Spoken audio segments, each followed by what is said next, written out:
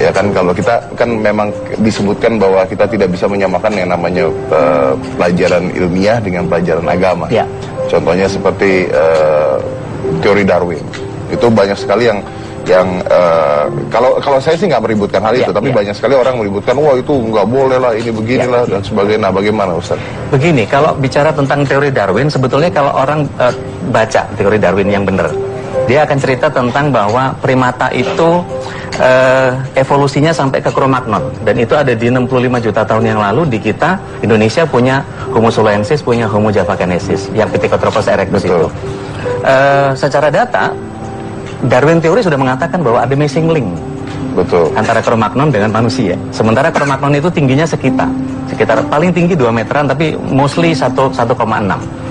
Sementara Nabi Adam alaihissalam yang nenek moyang kita yang sebenarnya itu, bukan pelaut beliau, tapi orang surga, itu rentangnya antara 35.000 tahun yang lalu. Jadi 6,5 juta tahun yang lalu dengan 35.000 tahun yang lalu, dengan sosok yang 30 meter, dikatakan di dalam hadis Bukhari itu 60 hasta. 60 hasta itu kali 40 cm, maka sekitar 30 meteran begitu. 24 antara sekitar itulah.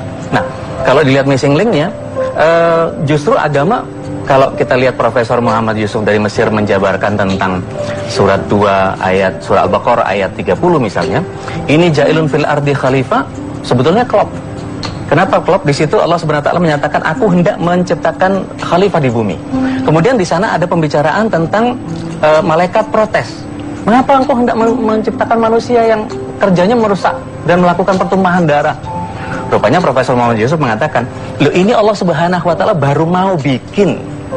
Loh, kok malaikat sudah protes? Prototipe yang mana bang baru mau dibikin? Belum ada yang dibikin, kok sudah diprotes?